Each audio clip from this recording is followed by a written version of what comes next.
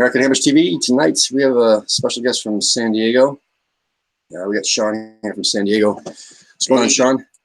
Hey guys, how you doing? All right, awesome, man. And Lee's my co-host as usual. And just want to mention real quick, Strava Craft Coffee. I made a little post today on social media. So if you're interested in exactly what this is, I've been drinking. I posted a lot of information. So I've been getting a lot of questions. You can't really see that, but anyway. Just check our social media pages and you'll see a more detailed explanation about what this good stuff is and how to get some. But there is a link in the description below, and that'll bring you right to their page. But this stuff in particular is the Peace and Wellness Restore. So, and this one has 120 milligrams of CBD oil. So that one's a really good one. They go all the way down from 30 to all the way up to like 300. So, but this stuff's really good. And just had to mention that. All right, so here we go. What's going on? Let's get started. I was just over on the Instagram live thing just to mention we this show is awesome, man. I get to talk to people like you, Sean, and we've had quite a few awesome guests who have supporters groups or have ever been in supporters groups, or there's a lot of people who haven't. And we're trying to motivate them to, start their own here. We wanted to just grow the American West Ham fan base. But man, the amount of guests that we're having and the amount of fun we're having is just amazing. And I was really looking hard at like what we have over the next month and a half or 2 months, and we got some really, really awesome stuff brewing and cool guests and stuff. So that said, how did you get into West Ham? How did you become a Hammer? Oh man, let's see. I've been a fan since about 2012. And I used to work in a bar, get off work late night. I couldn't sleep. It's about 4 or 5 in the morning, 6 in the morning, and a local pub in the neighborhood in Carlsbad where I live would show the matches up early. An Irish guy running it, and I'd go in the mornings, couldn't sleep. They had Boddingtons on tap. You go in there, watch the morning matches, 6:30, 7 a.m. And I started watching the teams, and I started they pick a team. What team you like. And they say it's not how you pick a team; your team picks you. Right. Yeah. It's what kind of happened. I'm watching the big 6 teams play, and I'm not gonna be a trophy chaser or any of that. It's too easy. I want a team with like grit, someone that had balls. They play with steel. And I'm watching West Ham take down Chelsea. 3-1. That's my team. I like the way they play. Those are my guys. Started watching them. Started following them. Learning more about the history.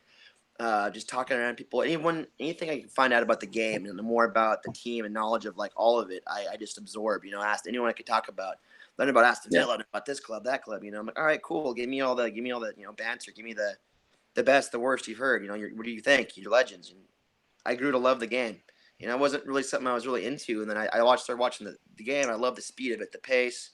It's not like American football or baseball. We stop commercial. It just goes. 45 minutes goes. You stop, take a breather, and then keep going. Yeah, same here. It killed it for me. I mean, it killed all the other sports for me. It really did. Yeah. I was same deal.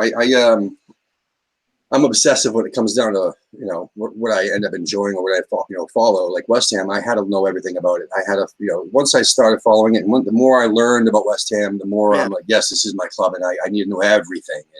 And I started playing this game called Football Manager, and then I became addicted with just English football, like all years. I had to know where all these teams came from, when did they all start, like who's who, and what's what, and who went through administration, who fell down, who used to be in the Premier. I had to know everything, and West Ham is just always it's part of me, and just like you're saying, man, it's they found me, and Lee says it all the time, man. Like you said, the club finds you, man.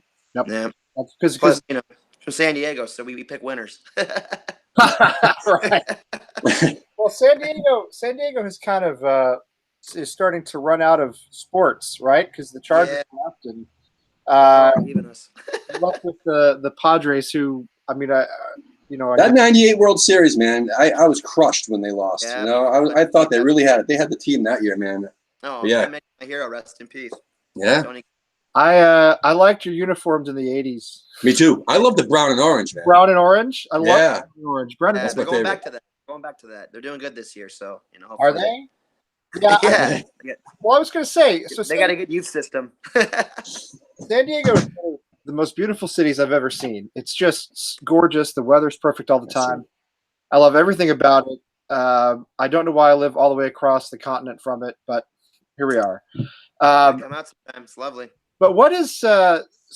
Since you only have the Padres left as far as big time sports go, what's the soccer scene like? Do you have one? Is there like a NPSL or USL team, or what's your situation? They're there? working on that. They do have the indoor league. The San Diego Sockers are doing Yeah. really good. Yeah, Yeah, we have them. You know, Donovan's playing for them now, so they're doing really good. we go back a long way, by the way. Yeah, Different and iteration. they were trying Yeah. to open a. They're trying to get an MLS team here, expansion, but it didn't quite work out. They're trying to get an NASL team. With Yeah. Hazard with the SD 1904. I don't Yeah. know what's going on. It's still kind of a limbo, but they're trying to get stuff out here. It's still growing, League. and it's a very open market. It's rich in talent, so someone needs to jump on it. You know, well, That- they can't. Yeah. Yeah, that's Back- what I think. California. Back when we had an NPSL team, Lee, there were 3 NPSL teams in San Diego, and That's I was joking with Manny, right. you know, the co-founder there, that how on earth can a place have 3 teams, you know? And but no, San Diego's massive, and apparently at that time, I mean, that was back 2013, 2014. Right. They there's a lot of people there. It's a massive city, and there's a lot of soccer fans there. I mean. No, they have, you know, the attendances they were telling us, you know, one team said they'd average about 400 a game, and then the other team said they'd average about 20. But the same point is, like, they had, there was interest enough to have 3 fourth division teams, you know? Remember, Tim, we knew a guy who ran one of the San Diego teams. Yeah, passed away. He died of cancer, didn't he, or something? No, rest in Something peace. like that. His name was Cliff or Clive or, Clive, or yeah. But yeah, he was. shit. He The was. San Diego Flash. That's the club. That was the club. I don't remember what his name was, but yeah. That's right. He was really helpful to us. He gave us a lot of advice. He was really, really great to us. We had. And he even said it was a thriving. He had plans of building a stadium, a smaller stadium, for, you know, lower division soccer. I mean, Yeah. he had, Cool. I mean, so basically he wouldn't have been doing that if there was no soccer scene there. That's the point. Yeah, he was great to us. We had a team called Greater Lowell United here in Lowell, Mass, and we had about 3 seasons in the NPSL. But when he was running the Flash, he was really helpful to us. And as Tim said, San Diego had a real scene. I mean, San Diego had, you know, you always have a lot of players from California because the weather's nice, and it just generally tends to breed sort of athletic people. You can be outside all the time, so. I think a lot of U.S. national team players over the years have come from California. So, yeah, but the problem with San Diego, I would think, is, and I know we're getting off West Ham a little bit here, but it's one of those places, it's a little like Miami. Like, do you want to go to a sporting event, or you just want to go to the beach every day? You can do both. In San Diego, you can do both. Because I always thought that was one of the reasons that, you know, maybe the Chargers had a little bit. Well, that because usually, I think theirs was a stadium issue, really. But Yeah. but I mean, if I lived in San Diego, man, I'd be hard pressed not to just go to the beach and hang out and eat fish tacos and drink margaritas. It gets old. Does that ever get old? Sometimes. You spend a winter here and it won't ever seem old again. Oh yeah. Yeah. I know. Yeah. I'm grateful for it. I'm just, you know. Yeah. So where do you go? Okay, so we were talking about this before we went live. Obviously, this is our happiest broadcast yet because we've had the best result of the season yesterday. We've had historic result. That was amazing. Amazing. And I now, after we've talked about all these, we'll get to this in a minute, but after we've talked all the last 2 months about which players we want to keep and sell, I want to keep all the players now. Yeah. That's the hard part. All the players. But anyway, so what is your deal in San Diego on Saturday morning, Sunday mornings? Where do you usually go? I know yesterday you were on your phone, which is a sensible option at 4:30 a.m. Yeah, I'm on traveling, but we usually tend to go to the Harp in PB. What is PB? We've been to a couple different spots. We used to go to a spot called Oscar Wilde's in Hillcrest, but they shut down. And then we go to the Harp now. We can meet up. You know, there's a few of us. Usually some of them are working, but we usually get about 3 or 4 people together. You know, sometimes as many as 10. Just depends who's around, who's available. What, you know, what is PB? Where is that? Is that Pacific Beach? what's that? Pacific Beach. Oh, Pacific Near, Beach. Sports Arena. Yeah. Okay, sorry, I don't know all the The lingo. terms. Gotcha. Yeah. They're out there, you know, usually Paul will make an event, and then, you know, Dan will be there. We'll have Chris and other guys, AJ, you know, whoever comes through, Gary. We'll see him in the morning, get together, you know. I try to make it down. I'm up in North County, so for me, it's like about a half-hour drive to get down there. Yeah. But Get up early, try to go down for bring a friend or two with me, get the numbers up. And so the Harp opens at 7 a.m. for you. Oh yeah. And can you get a pint at 7 a.m.? Yep. Nice. Really? Nice That's and a cool. bonus.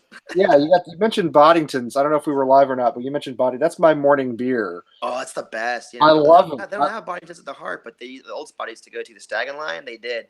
And I liked it there because you get a nice Boddingtons, and then the bartender, Hugh, this Irish guy, he'd always give you a nice story about the game, tell you about how he used to go to Upton when he was a little boy, and he talking, because his team was Manchester United, but his uncle lived in London, so he always go see the Hammers play, and he'd always tell me about seeing, the guys play in the 80s and all the stories about it going there. And he goes, when I went there, they asked me who you support, and he goes, "Oh, nobody. I only watched local Irish football." He didn't want to be an United fan.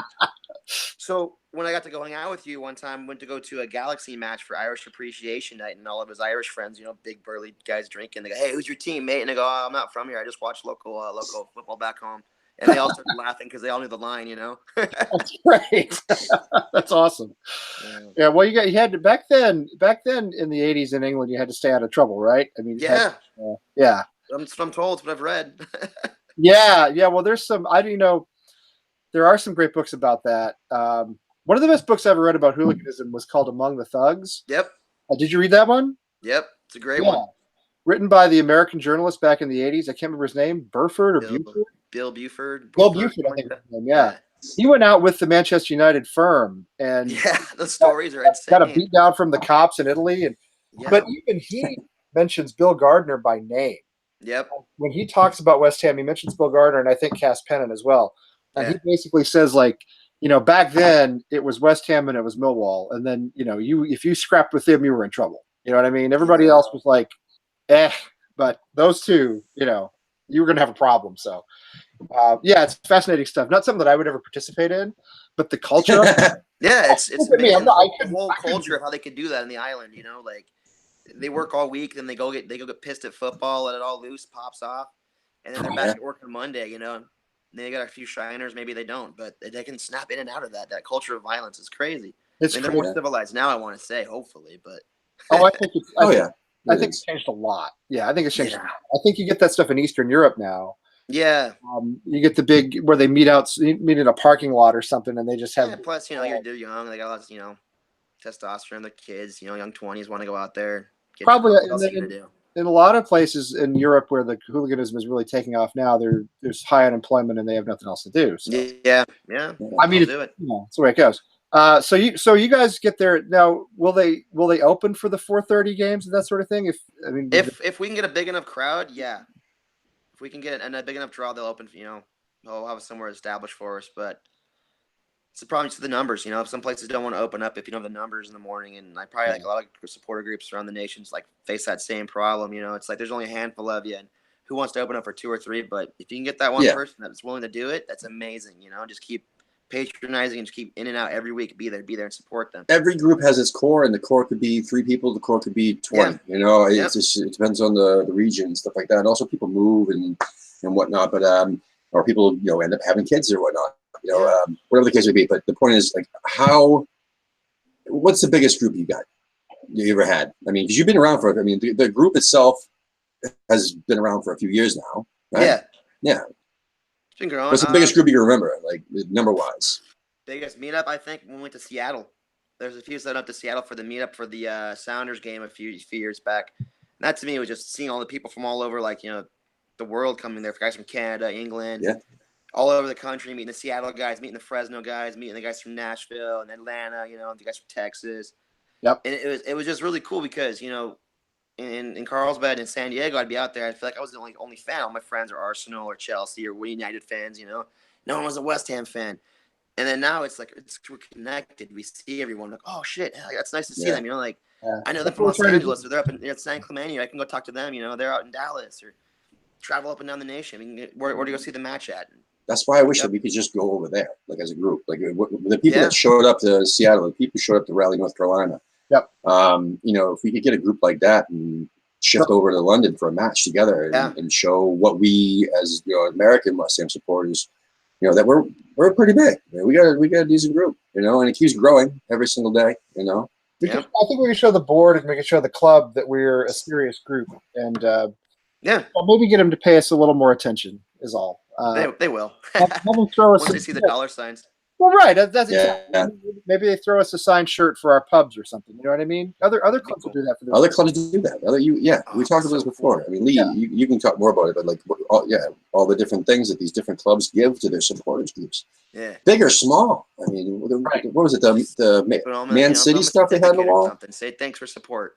Yeah, I mean, Yeah, if you go to the Banshee in Boston, which is where the Boston Hammers Cup would go to watch their games, it's a long Yeah. way from where Tim and I live, so it's hard for us to get there. But there's Man City stuff on the wall that, I mean, as far as I know, it came from the club.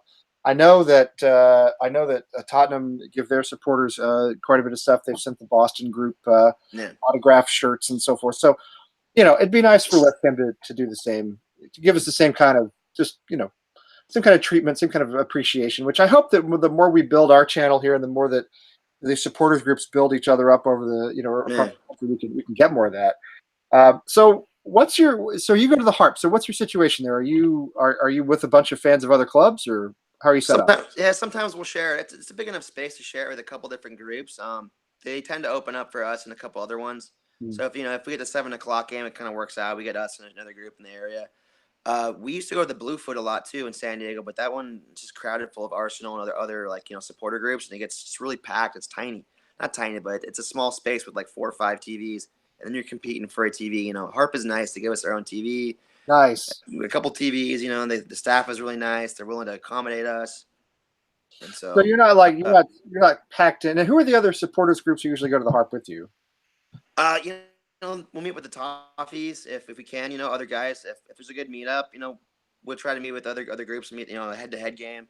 We do a lot with the Toffee guys. The Chelsea supporters will meet them sometimes. Just depending who's around, what the matchup is going to be for the week. But we try to go to other bars if we can too. Just hop around. But there's a good community in San Diego with support groups.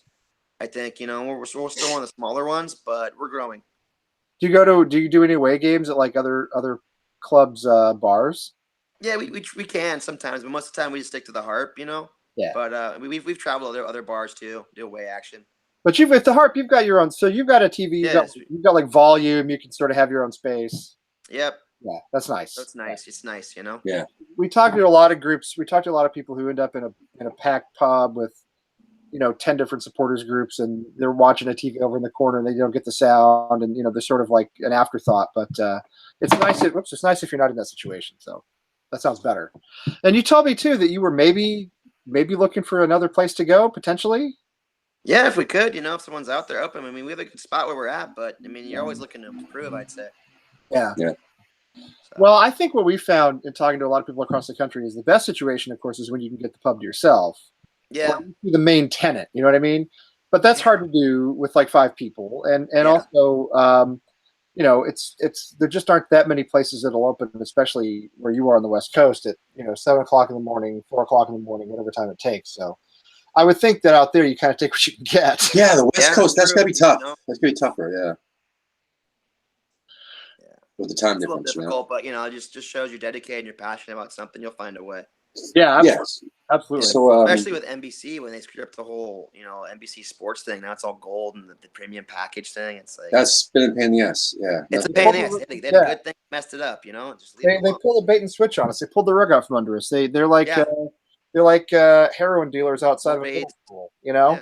Like I mean, how else is the Oxygen Network going to get ratings without us watching West Ham play Bournemouth or something like that? Right. Oxygen was killing it. I guess the revenue from gold is what NBC is looking for. But I'm with you. I mean, who's watching Oxygen or infomercials? It's like all right. Yeah. Who's watching CNBC at 10 o'clock or 7 o'clock in the morning? I mean, Tottenham nobody's fans. watching. Investment bankers aren't sitting around watching that stuff. No, but they make $15 off each one of us. That ends up doing the gold packages instead. And it's direct money. 3 games from the gold. 3 games maybe if you're lucky they might show it. Yeah, but the gold doesn't always work either. We've had it's spotty. Shows the wrong game. Game comes on late. I mean, it's Oh yeah, the wrong game's a good one. Yeah. Yeah, it's frustrating. Or you try to go through Reddit, go through the streams and go through the back channel. Oh yeah, I've watched. I don't want to blow it up, but I've watched games in like Lithuanian. I've watched games. Yeah, the subtitles. Oh yeah, I don't know, Urdu. I have no idea what they're speaking, but they're going on about it. So Yeah. even if the West Ham game is Spanish, not that's the on, best one. Spanish is exactly. great. Yeah. Yeah. Listen, if Pizzeria. if the West Ham game's on Gold, then most of the time you can get it on the Spanish channel or this whatever, not telemovie, Yeah. but what was it, NBC Sports Deportes or something like that. Deportes, And the fucking picture's better. Yeah. I'd rather listen to those great. commentators anyway. Because I would- fucking NBC Sports commentators kind of suck, but I generally hate commentators for English football anyway. Yeah. For whatever Yeah, if reason. it wasn't for Rebecca Lowe, I wouldn't tune in the morning. Right. exactly. Hey, we It's saw like, I'm like, I don't care about the Robbies or the. we saw her live. We Martinez, Steve were there Matthijs. live back Hey, in Rebecca. March. Yeah, no, I'm with you. I'm with you on that one. Yeah, I'm with you on that one too. They're not great. Generally, football commentators are not, for whatever reason, they're not great. They don't pick the No, bright. but even the English commentators over here like sound American. You know what I mean? They try Yeah. to. You know, They do. it's they overcompensate. I don't know if that's. Fuck, I hate it. Ian Wright Anyway. is one of the few good ones. Ian Wright's a good one if you watch him during the World Cup. It's actually pretty good, but not very many. Yeah, generally speaking, it's not. The only thing you want in terms of watching the match, in terms of having the volume, is when we score and they get all excited and you get a. It was a great comment that I don't know who did the commentary on Saturday, but when Antonio scored and the commentator said, "Well, that's the first goal Tottenham have conceded in their stadium, and it would be a hammer." That was pretty brilliant. I got to say, I like that. So Man. yeah. So what other big towns or cities are near you over there in San Diego? I'm not really the best in California geography. Well, but we have. like basically where basically what I'm saying is like where do you think you could draw more support from? Well, if Los Like Angeles driving wants to distance. come down, we're more than happy to meet them. Maybe do a West Coast, Southern California meetup would be nice. We've done it before. We've used Carlsbad as a middle ground between the Orange County support groups and the San Diego groups. It was a nice middle ground, but that place is closed down. So we're trying to find a location that could be good middle ground. Yeah. We've had events up in Hollywood for like movie premieres and things like that for meetups. It's been pretty decent, and so we'll see a lot of Hollywood support. Maybe guys from San Jose come down or something if they're in the area. Yeah. So you guys are right on the border. You got Tijuana right below you. Oh yeah. Geographically below you. Do you get any Mexican supporters, any Chicharito people hanging around, or You'll see them, yeah. Plus we have the guys in our group, Dan and Paul and Chris. The guys they'll go after the games and they'll go watch Tijuana play. The show those awesome. games after Cool. West Ham on Saturday. So they got the best of both worlds. I don't go down to Mexico that much, but they love to go down there. You guys spot. So Tijuana. So the club in Tijuana, are they? Where are they in the Mexican League? I think in the top. They're only in the top half. They're working their way up to the playoffs. So they're in the top Like division. six. Yeah, they're working on it. Yeah. Okay, because I do like Mexican football and I do watch it from time to time, but I don't know. I know about 5 or 6 clubs, and then I don't really know who the rest of them are. So you guys don't really need. Well, nobody needs MLS in our opinion, but you guys don't really need MLS because you could get on and watch Mexican football, right? Yeah, we could, but an MLS would be nice because it'd make a nice rivalry between the two countries. The two clubs. I think it would help, and then also for our area, like a lot of our youth product is all LA Galaxy of San Diego, so it'd be nice to get our own identity. Something with their own rather than just being someone's farm system. That's true. That makes a lot of sense. Talent's here, so we want to just capitalize on it. So do you guys? I know you say you get 5 or 6 to matches, which honestly, anytime I hear somebody on the West Coast getting anybody to the pub, I think it's great because you got to get there in the morning. Are you guys like recruiting on social media? Are you guys like are you trying to put out the word to get people in, or to see if there are other West Ham supporters, or maybe convert people into being West Ham supporters? Try a little bit of the combination of all. I've converted a couple friends to become West Ham fans. Just bombard them with them until all right, I'm into it. But I take them to the match. I want them to see it. I don't want to force it on them, but I'm like, hey, you should check out this club. Don't be a glory hound. But it should come with a warning. It should come with a warning, right? There should be some sort of like document you have to sign that like the iPad Apple. May cause stroke. Right. San Diego, we do it in blood. You pay in blood. No, but San Diego is not a city with I mean, to be honest, it's not a city with a glorious sports history anyway, right? No, maybe really. maybe relate to a club that isn't, winning a lot of trophies. Yeah, but it's a lot of playoffs though. Too. Yeah, playoffs. We get there a couple of times, but what I liked about the club was like the history, the whole thing about the working class roots, and about guys coming up from the East End and being proud of who they were. And sure, they may lose this week, but you know what? They get up, they get knocked down, dust themselves off, on to the next fixture. And it taught me a lot that it doesn't matter what you do every week, win, lose, or draw. You get up and get ready for the next match, the next thing in life, and you just keep going and going and going. Because we're hammers, we're made of iron. We're not falling over like Leeds or anybody. We stand Right. up. Right. We can weather it. And it's the fans too, right? I mean, the more we meet American It is. fans, the more we meet English fans, the more natives we meet, people from all over the world, really. Oh yeah. We have the best And- fans by far. And I've had the chance over the years to meet a lot of football fans. I lived in Europe for a few years. I've been around a little bit, and by far the best fans are West Ham fans. And I thought that before I even started to support West Ham myself. One of the reasons Right. I came to West Ham was because I thought we had the best fans. We have people of character who are Correct. loyal.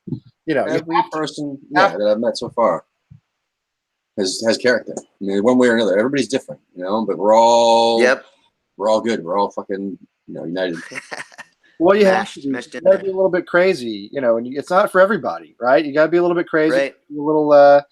You got to be willing to make some sacrifices, emotional sacrifices. But the beauty of it is, I mean, the Yeah, beauty of it it's is- rough. You go up and down. That 90 minutes, you go up and down. It's highs, lows, praying. You're telling them, please, elation from getting goals. Worry, and that final whistle blows and it's all over, and you're like, all right. And you never know what's going to happen. I mean, No. all the lows of losing to Bournemouth or Burnley or Watford. I mean, then we come out and we become the first club to win not only at the Emirates 10, 12 years ago, but at the whatever Tottenham Stadium is now called. And Hotspur Stadium. whatever. That's what we do. That's just, I guess, the West Ham way. It's like, It's like this fantastic high that Yeah. nobody else is going to Yeah. feel from one Premier League game. Because every time we win, it's a big deal. But when we win a match like that, it's historic and it's memorable, and it's one of the best days I've had as a West Ham supporter. Yeah. And you don't get that if you support Liverpool and you win all the time. It makes you forget about the past they're living results. It on makes 80s you glory. it makes you forget about the players that we talked about that we want to sell. I did a little match preview the other day before the match. I think it was Friday. I did a match preview, and in that I said that this time I was going to pick Tottenham to win because my previous comments or predictions had always been fucked up and gone awry. I said we'd destroy Cardiff 5-0 and we end up losing 2-0. Stuff like that. So I said, you know what? I'm going to pick against them. We're going to lose 3-2, and sure enough, we win 1-0. So I'm going to have to continue picking against them. I never said this on the show. I never said this anywhere, and I should have because God is my witness. This is really what I thought. That if we were going to win this game, it would be a 1-0 because I don't think we can win a shootout with these guys. Do you know what I mean? I think we're going to win I saw a lot of predictions that were like 3-2. I never thought we'd score that many goals. 3-2 to us winning. I never thought we'd score that many goals. I thought if we win, it's going to be a classic away game where we defend. Not necessarily park the bus. I don't think we did park Yeah, no, defend, good counterattack, play the ball, Exactly. That last goal, the last minute.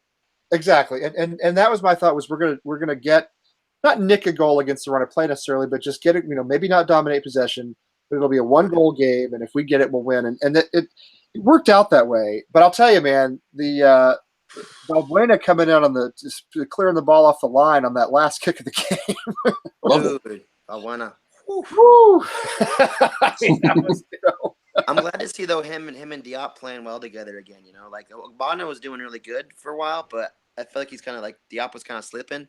Yeah, he was. Bring him back. Yeah. It's good to bring in Balbuena again. He's amazing. I think he's a great player. Really a good bargain by we got. I meant to call him cheap, but he's amazing. We got him for steal. He was Yeah. $4 And million he's pounds. turned our defense around, have him around. Yeah, no, I mean, it's hard to play someone like Ginger Collins, but like bringing Balbuena and does bring in some strength and it's steal that back four. Yeah. And I like that. Definitely. It's one of the best buys we had. One of the best buys we had over the summer. I mean, it's arguably the signing of the season. You get, of course, Fabianski, but Oh, dude. But for the amount of money that we paid for him, I think that's Oh, yeah. why. Yeah. for $4 million, a player who's had a massive impact. And Diop, I think, got a little tired. I think the grind of English football got to him a little bit, because he's been He's still young, but and he's only he's 20. adapting. But give him a couple matches off. He comes back. He's absolutely brilliant. Arguably man of the match against Tottenham. Diop and Balbuena together, when we've had injuries with Balbuena, we've had Diop kind of fell out of form. But when they're together and in form, they're as good a pairing in center backs as you have almost anywhere in the Premier League, I think. Yeah. extremely solid.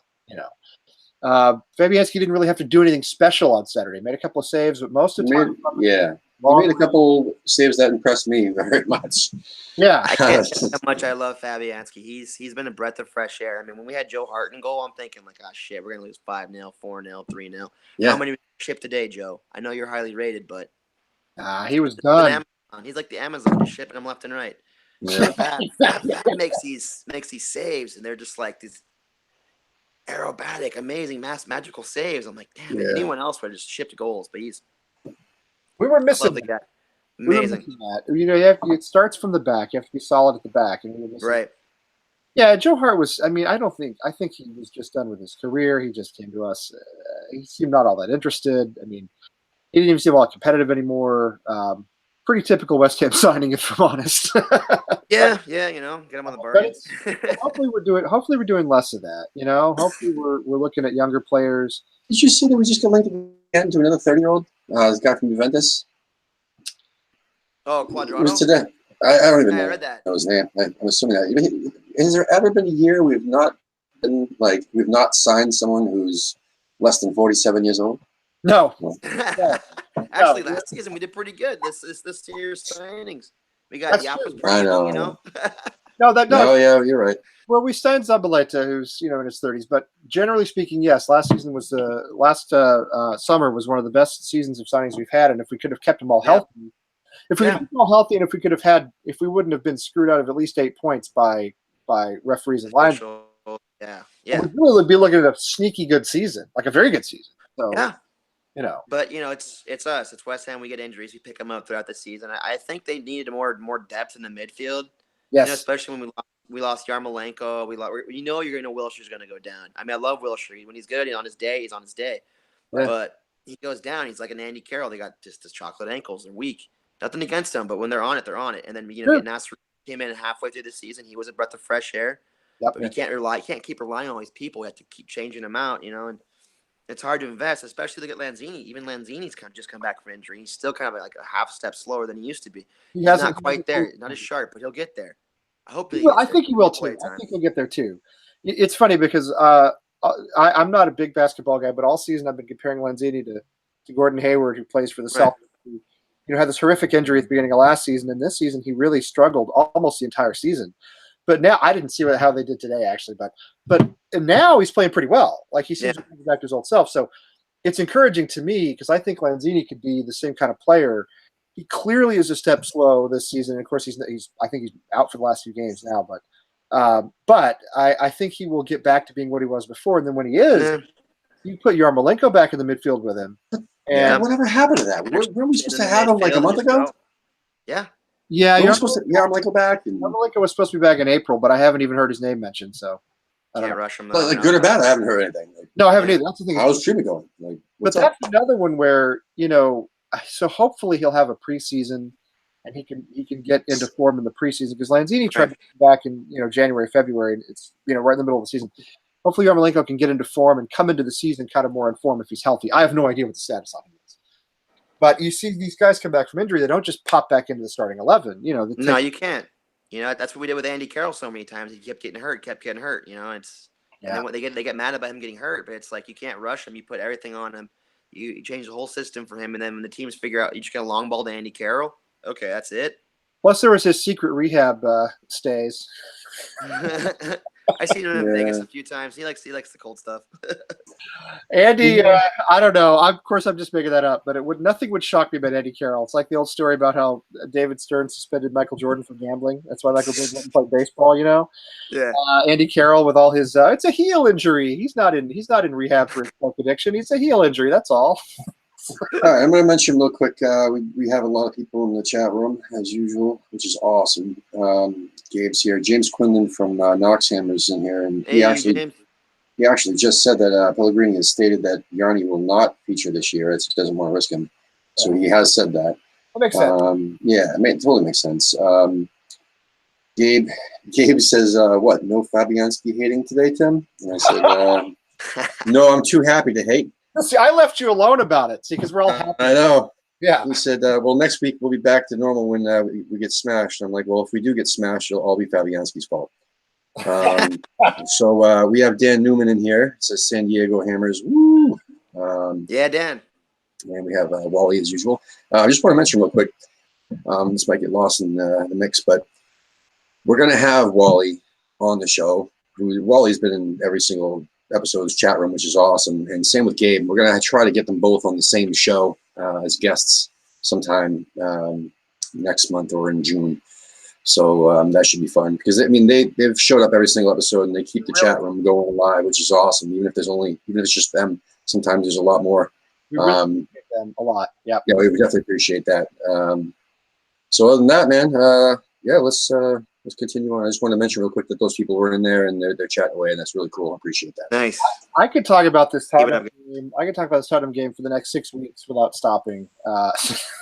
But I mean, because basically everything about it was positive, right? I mean, there was very okay. Maybe Fredericks had a rough first 15, 20 minutes with Son coming down the left side and a little bit, but you know what? He adjusted. Everybody adjusted, and we didn't just counter. I mean, we actually had runs of play where we were in control, where we had possession, where we looked like the better team for long stretches, and not just on a counter now and then.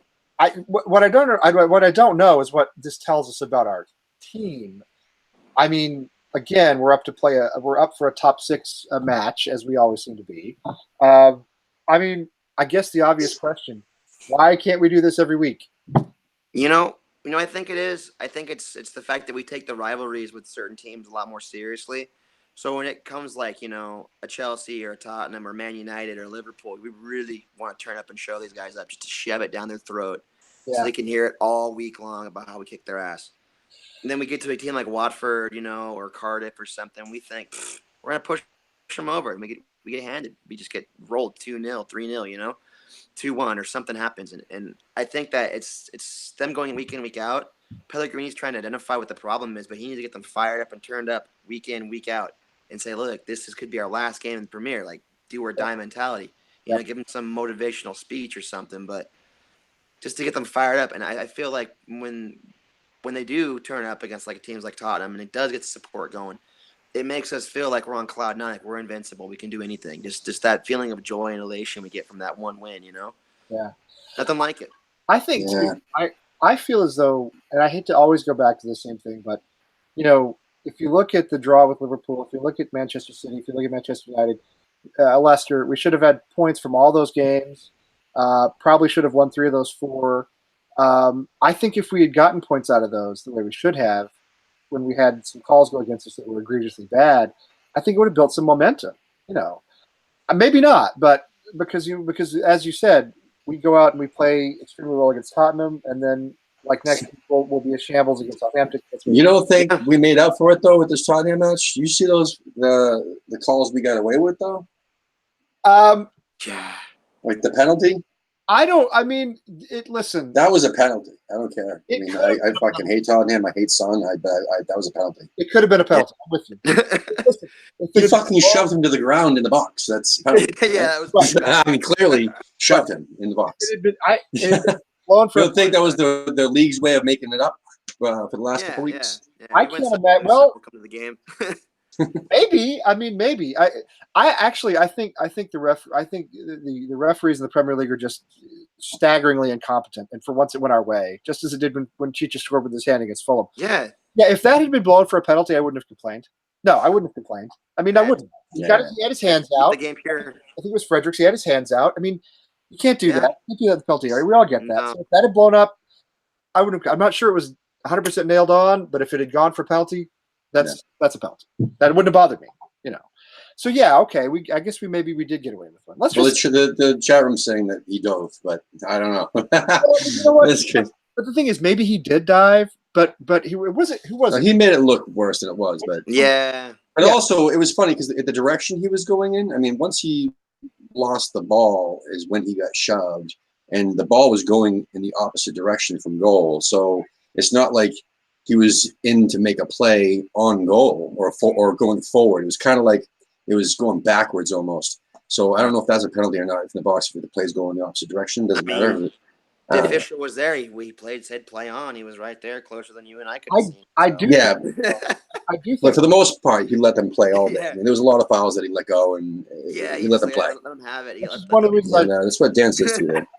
I do think that he dove. I think it still might have been a penalty even though he dove, if that makes sense. Yeah. But the Yeah. dive didn't help in this case, right? Usually the dive sells it.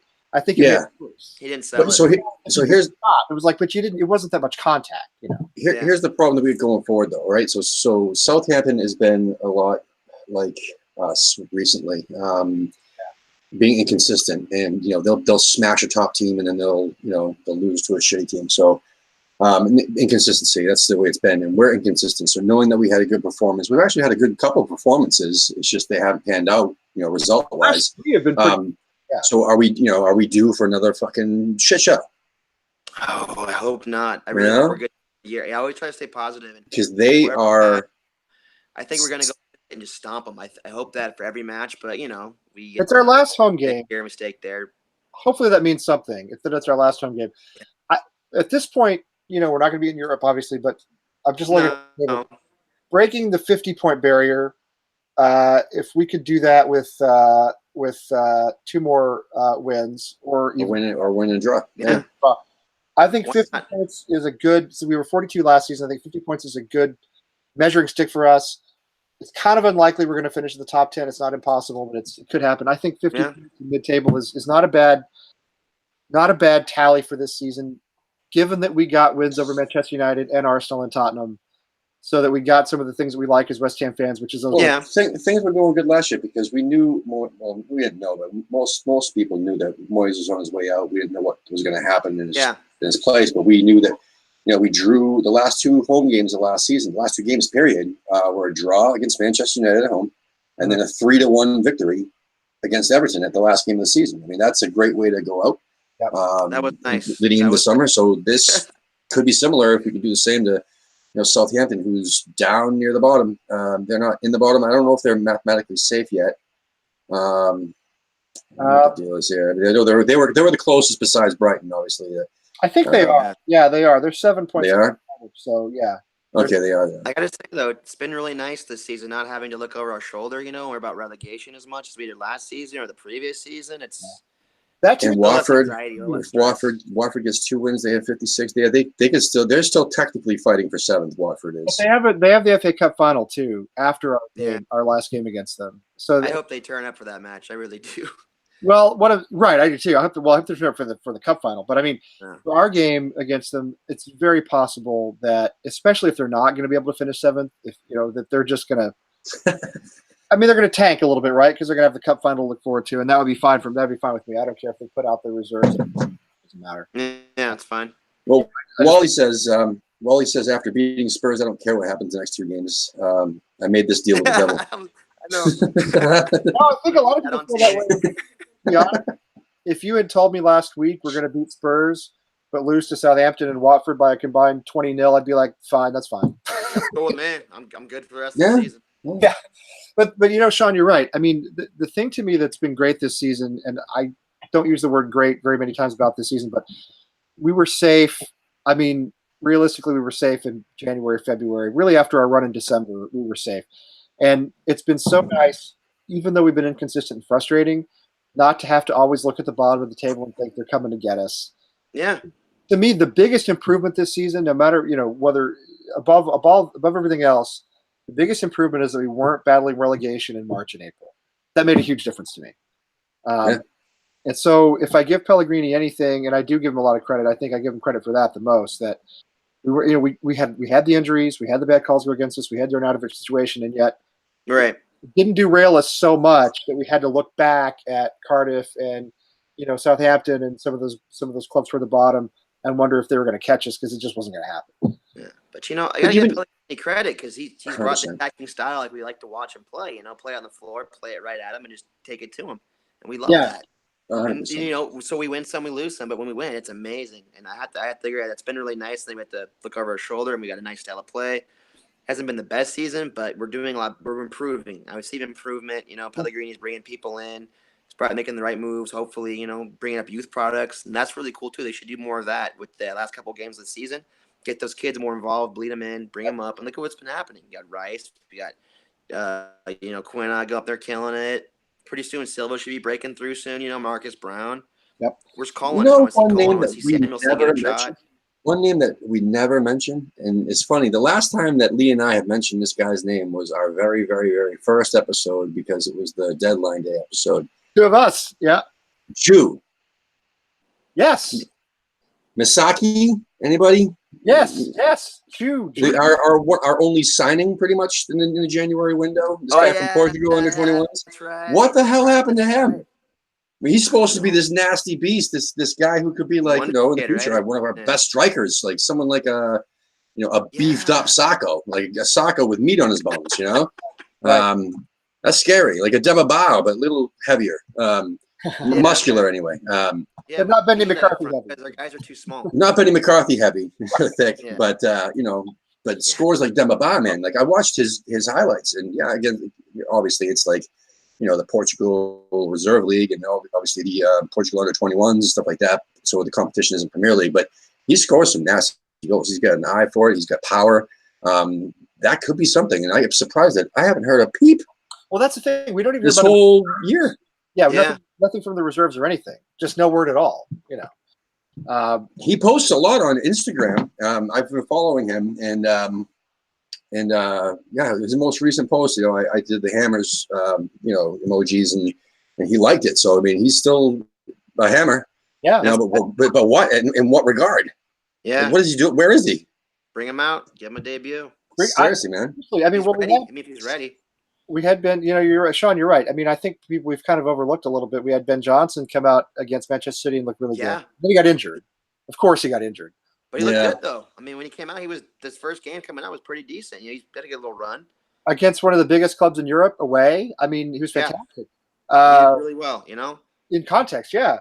And we had, Diangana, who I think needs to bulk up a little bit, but Diangana has been a serviceable player so far. I think he can work his way into being in the. Aside from Ben Johnson and also the guy that we have on loan at Oxford, Marcus Brown, they all need to beef up. I mean, they're all too small. Nathan Holland is like one of the most exciting players to watch, but he's probably skinnier than my headphones. Yeah. No, I feel the same way. I don't know if that's. You think that would be like harsh on more, how do I put it? It would be more likely for him to get pick up ankle injuries or knee injuries because there's no fucking meat in his bones. You got to be like an Antonio, beefcake. Yeah. Oh, jeez, that's. Hey, speaking of Antonio, how about that celebration? He gives us some of the best goal celebrations. Some of the best. Oh, that, and then all the memes that follow after it. They gave us the meme of him on the Spurs toilet. You probably know something about it. Antonio's celebration, the Leicester celebration on the carpet was the celebration of the season. That was the best. Whatever that was he did against Tottenham was brilliant. I don't know what he said. It was a move from a guy on Instagram. Somebody who follows on Instagram does this dance move, and he's been doing it in the clubs and he wanted to do it on the pitch. What? That's fine. That's what he said. He said it's a guy on Instagram does these moves, and that was this guy's move, and it was like his tribute to this Instagram guy. This is the 21st century, man. There's a lot of stuff I don't understand. We should hit the club up and see if we can get some of that carpet. Yeah, seriously. No, send me a plaque. Send me a nice square of that. Seriously, I'll hang it up. I want some of the offcut of the carpet. I'll put it right up behind me. I'll put it right here. Put it right. We can pet it every episode. Yeah. No, I'll have the carpet. I sit at my kids. I sit at my kids' mini pool table when I do this. I get a little mini pool table. I'll put the carpet right on the pool table. But just real quick, somebody posted that from UK, I believe. I think he's from UK. He's been here before. Up late. They're very late. We get a lot of ladies over there. Yeah. His name's so anyway. He says Jew has played six games and scored 1 for the reserves. So it's not quite as exciting as I thought, but give Summer see what he does. Well, thank you. Exactly, man. It's different because Wellington Paulista had 9 goals in 3 matches down the reserves. He never got a single fucking minute. No. Yeah, there's a lot to scout. First of all, whoever sent that to us, thank you for sending that. But there's a lot about scouting and bringing play that I just clearly do not understand. It's why I don't work in football professionally, obviously. Yeah. Because you get these guys who light it up in the reserve, never even break into the top club, the top side, the Premier League team, they don't really even get cup runouts or anything like that. Clearly, there's a lot going on that I don't get because I don't know why that happens. These guys shred it in the reserve, and they just don't make it at the top level. Right. I go back to if I think about Freddie Sears. If you remember him, little guy, another. First goal was a brilliant goal, and then I think he only scored like one after that. Right. So it was supposed to be, like our next Dean Ashton, and he just didn't pan out. So we've had a lot of unfortunate. I guess every club has that. I don't know, but or like even Ravel Morrison. I mean, he had all the talent. He had, did one over the Spurs, and then just couldn't get it together off the pitch. Ravel. Yeah. Issa Diop tried to do his Ravel tribute on Saturday with that fantastic run. If he had finished that would have been one of the best West Ham goals of the decade. Absolutely brilliant. But as it was still pretty cool to watch. And let me just say too, we've always loved Mark Noble on our show. We've questioned from time to time whether we should still have Mark Noble in the starting 11 every week. I don't know whether that's the case or not. He was brilliant on Saturday. Yep. He was so freaking. He knows what it means to him. What it means to take down Tottenham is everything to that dude. I think you're right. I think we need to put the chicken on a basketball on every other club in the Premier League so that he always thinks we're playing Tottenham, because every time we play Tottenham, he was on fire. You could see him. You could see his blood boiling. He was just on it, and he was getting everybody in line. He's forming them up. Hey, calling them out. Everyone stepped up, and they saw that the captain fired up, so they all brought their game up, and it just they all were. And, even Arnautovic was contributing, which was rare. He's not throwing fits. Arnie in the second half was good. He wanted to be there. Cut up the goal. He fought hard. You know what though? Think about this. Hey Tim, I thought of you when I watched the game. Where did the assist come from? He was out on the wing, right? I mean, I know he wasn't playing on the wing, but he had crossed over with Antonio, and when Arnie put that assist in, he put it out from the wing. Exactly. I've always said he's a winger. He was developed as a winger. He played many games. It's like a natural. I don't know. It's like an instinct to him. It's instinctual, I guess. Being out there, it was second nature. Yeah. To make that easy pass, and look how beautiful he used to do that with Shaqiri all the time. When Shaqiri would come in. Yep. And I forgot the name of their old striker, man, but they had a bunch of different strikers. But anyway, he did the same thing with them at Stoke. No, I agree, and yeah, he looks fantastic over there. I don't understand, but here's the thing: we don't have a striker. Yeah, I know. No. So we need one. We can't push him off the side, which it sucks because now that he's been a striker and he likes it there, I don't think he'll want to go back in the wing, even though he showed that he can perform there. Yeah. In that area. I think the question is, what do we do with him? I mean, if you'd asked me 2 weeks ago, I'd have said I didn't want to see this guy in the West Ham shirt again. And I'm not sure I don't still feel that way in a lot of ways because of what he's done. His attitude and his actions, on and off the pitch. On the other hand, when he wants to be good, he's so good. And we don't have another striker, and we don't have a lot in attack right now. He shut his mouth. Right. He shut his mouth and stuck on the wing. I would love to keep him, but if he wants to be a striker and be a pouty pants every single time he gets benched, a mercenary. That's what it is. First and foremost. I still say he has to go, and even like the argument is that we need to keep Antonio, even though we had this discussion before about. And it's funny, like Gabe mentioned earlier too, that every time we have a discussion about someone, we're ragging on somebody, they have an awesome performance the next game. I know. We're talking about selling Antonio because now's the time. We feel, or I feel, and at his age, the guy's 30 years old. He's gonna be 31 next season. You know what I mean? He's not getting any younger. And if we're going to cash in on someone like that, then this would be the summer to do it. To get as much money as we possibly can out of him, versus waiting another couple of years and hopefully getting $5 million out of a championship club. But he scored.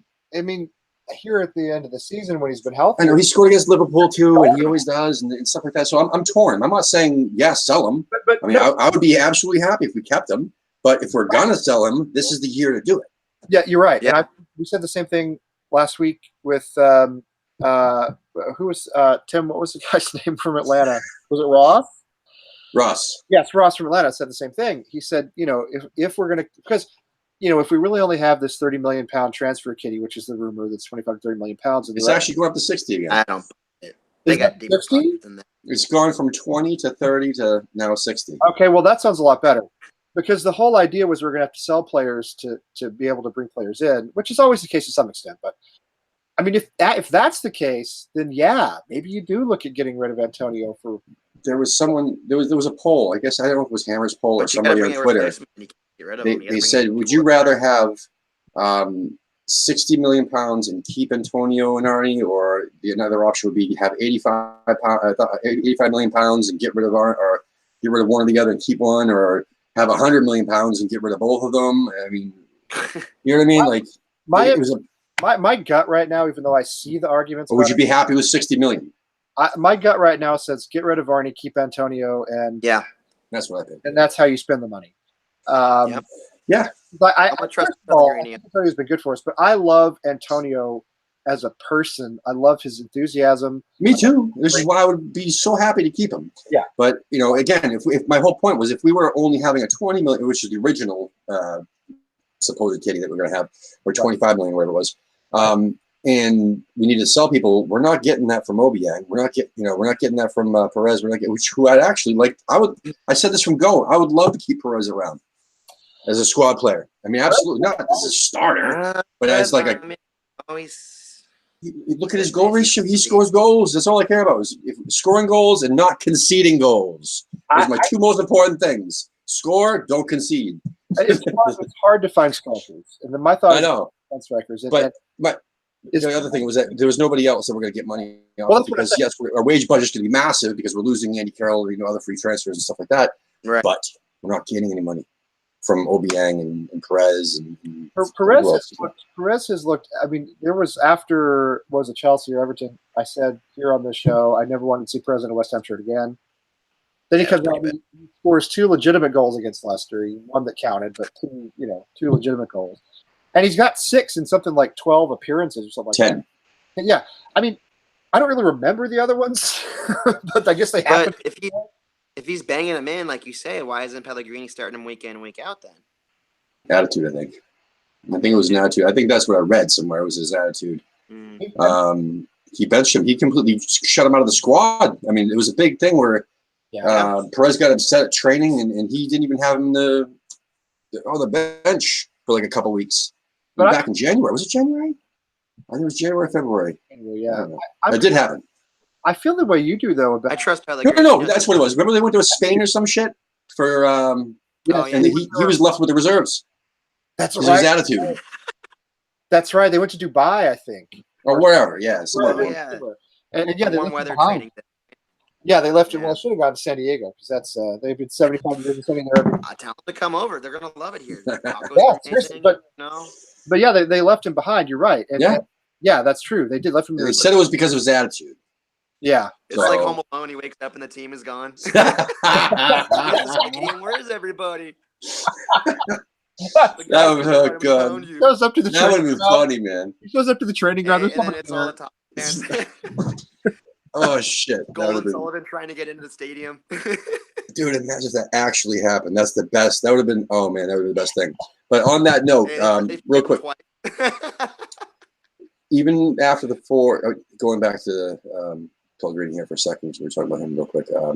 Listen, if you noticed that, unlike last season and even the season before that, or even the last season about Allardyce, there hasn't been a lot of Pellegrini out talk. Even after the first 4 matches that we had, we lost. And then even after the inconsistency and the lack of signing people in the transfer windows, the January one, all the ups and downs, and we're not finishing 7th, and the cup losses. Yeah, there's been a lot of bickering about some of his choices and decisions and stuff like that, but there really hasn't been the waves like there have been about Pellegrini out. Well, I mean, fit well with us. Don't you think he's? I do. I think you're right, Sean. I think his style of play fits us. Mm-hmm. Generally speaking, I think sometimes he gets the team selection wrong. Sometimes he gets it very wrong. But generally speaking, his style of play fits us. It's pretty open. It's pretty attacking. I think we've made progress. I mean, I know there's been frustration. I know there's been inconsistency, as there always is. We are, 4 points ahead of where we were last season at the end of the season. We have a chance to build on that and get a few more points in the last 2 games. But again, what I come back to every time is I didn't have to suffer through a relegation battle.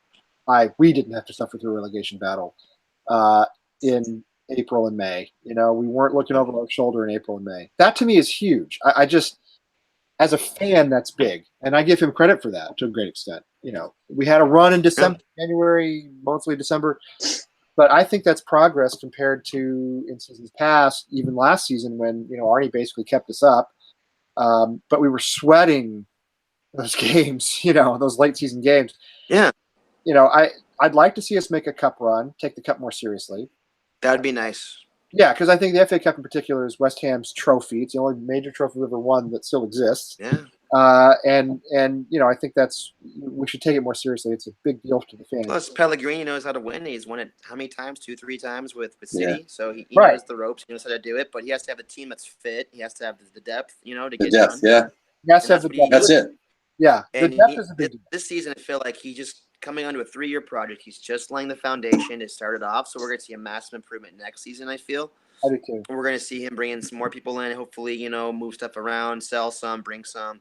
But he's growing something, and it's going to take time for fruit to bear. But once it gets there, it's going to be sweet. It's going to be amazing. I think we have a solid squad in the next 2-3 seasons. Listen, I love Sean, I love what you're saying. I could just hear the old West Ham fans in East London thinking like, "Oh, this poor lad, he doesn't." I know. He doesn't know. He hasn't lived through it. We always think this, but no, I feel as though we're going in the right direction. He's like 67, 68 years old, right? He's not going to be with us forever. No. I think if he stabilizes us as a top 10 and hopefully top 6 or 7 club eventually by the time he leaves, then he leaves it to somebody who's 35, 40 years old, and or maybe a younger manager anyway, and we can build on that, hopefully, and I think that's where he wants to go. I do. I mean, he's experienced. We should not forget that we dropped 12 points to start the season. That we did the first 4 games, and that we were dead to rights, and that we were just, if you cut that out, the rest of the season suddenly actually doesn't really look that bad. It looks pretty good. Plus again injuries, plus again bad calls went against us. It's probably because we just beat Tottenham away, but I'm trying to be really positive about this season, and I'm feeling a lot better tonight than I did at this time last week. Yeah, right. 100%. Yeah. Like, how many times did I bitch about Fabianski tonight? No, well, that's right. Yeah, he was fantastic. Right, as I said at the beginning, right now I love all of our players except maybe Obiang. Yeah. What was he doing at the end of the match? What was Obiang doing? Just sending a ball like off across, like a cross pitch pass with nobody. Killing time? Yeah, but Trying to get that thunder. Were we on lead? I don't know. he gave away possession.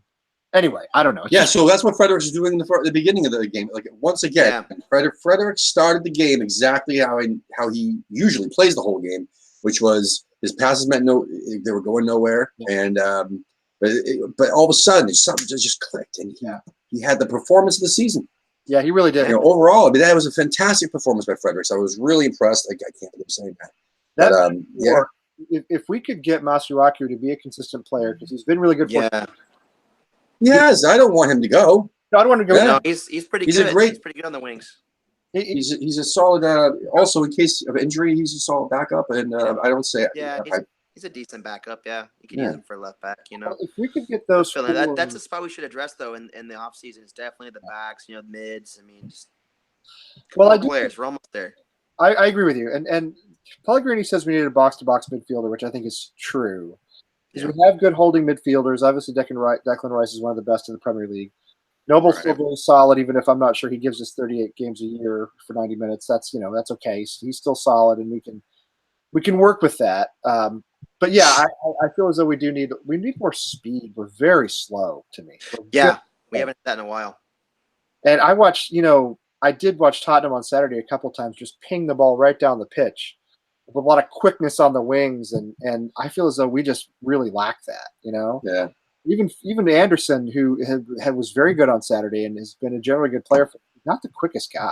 It's not just that. It's that with Anderson, what he showed, especially against Tottenham, was that he's great with the ball. He's great at getting the ball away from people. He's great at moving the ball up the field, but he's not great at passing the ball.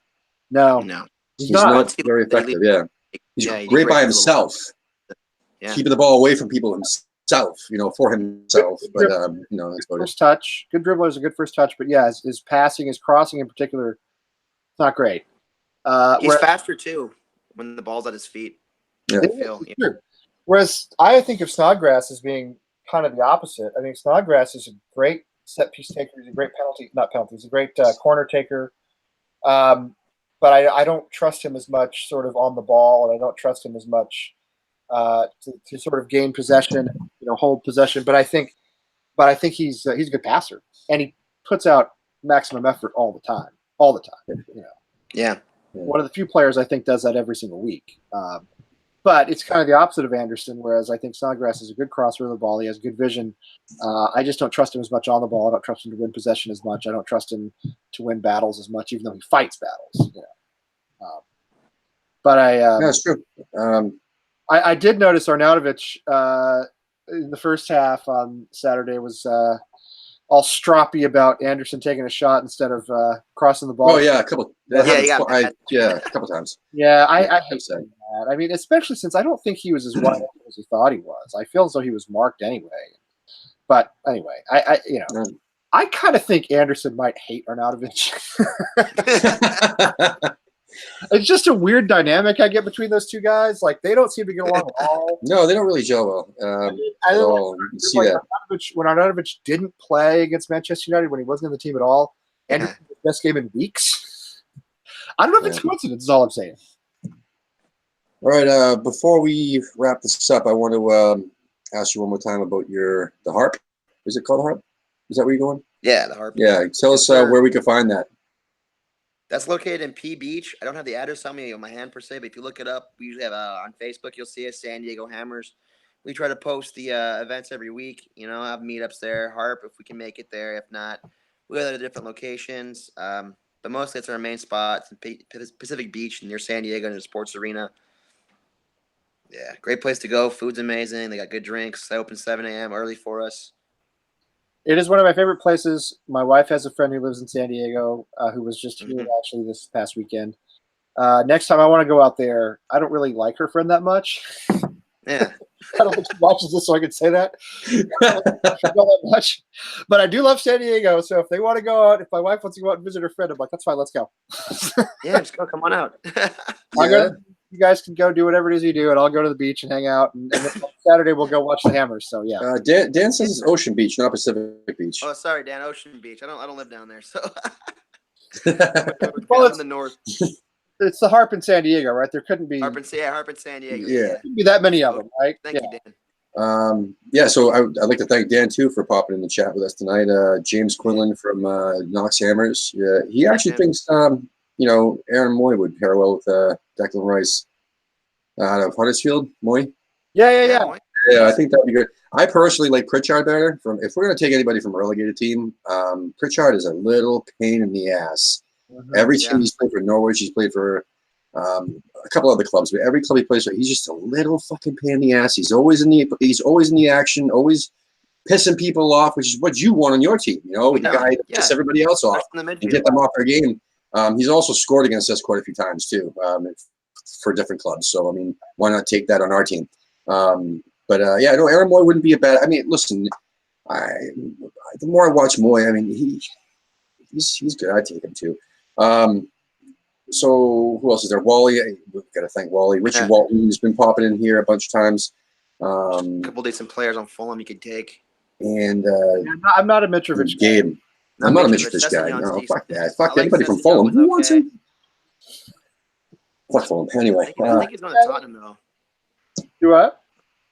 I think the Sessegnon from Fulham. I think he's going to Tottenham after this season. I wouldn't doubt it. I mean, I wouldn't doubt that either because he's a good player. Yeah, he's a good player. Why wouldn't he want to play in Champions League? Yeah, he's a guy. He's a guy I would take. That's the thing is that we talk about all these different signings every single year, man. And people are like, well, why? People get pissed off at these players that don't want to come to us. They'd rather go to a Tottenham or a Man U or whatever. And it's like, of course they would.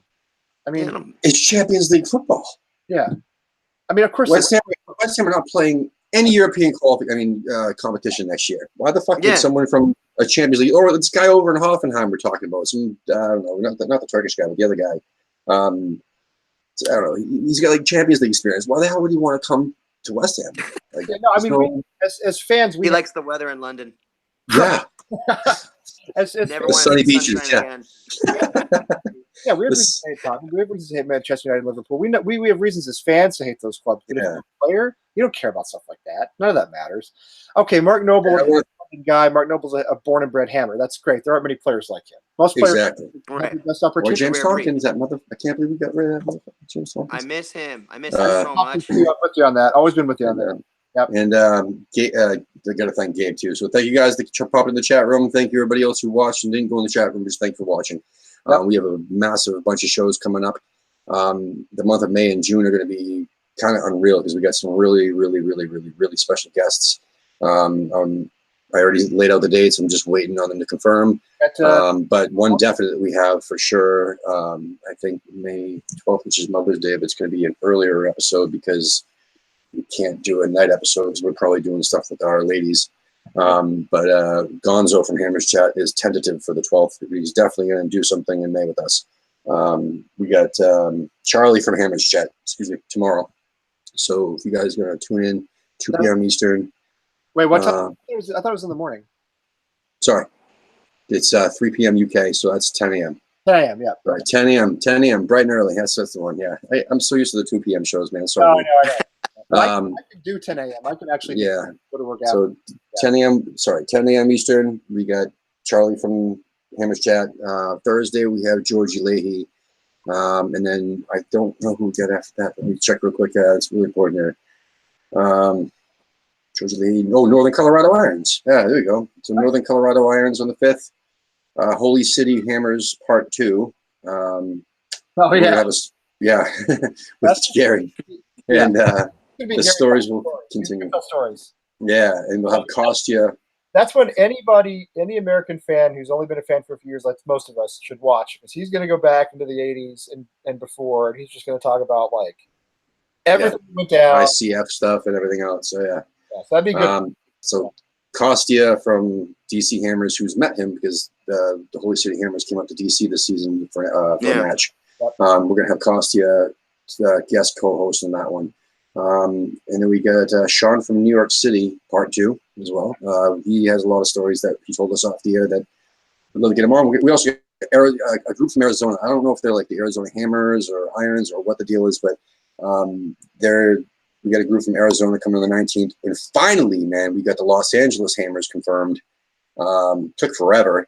On the 26th. Well, they're busy in LA. They're busy. They're very, it's a lot going on in LA. It's not like It's like what? It's like intercity Hammers and then like Los Angeles Hammers and there's the Hollywood Hammers. Yeah, I know Hollywood and inner city. I mean, inner city, I'm gonna end up getting them, but Hollywood, they're the toughest one. We do have somebody from the Hollywood Hammers who's going to definitely be on a show, either the 23rd or the 30th. We haven't confirmed a date. He's gonna let me know on Monday. What's his name? Longman rolls with those guys. Yeah, Longman. James Longman from he's James a Longman. Hollywood Hammer or LA Hammers. Yeah, he's up there. He's a Hollywood Hammer. We tried, but bring your boss. You know he wants. I'll take Longman, man. That's we're one step at a time.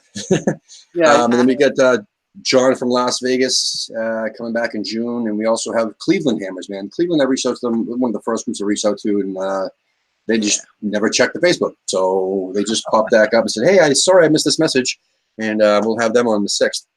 And there's a lot of huge ex-players, current players, whatever. We get lots of guests coming up that are going to be huge, and we just will announce as we confirm them. So come on, you Irons. John, thank you, buddy. Great having you. Enjoy the weather. No problem, guys. Thanks for having me. Shout out to San Diego.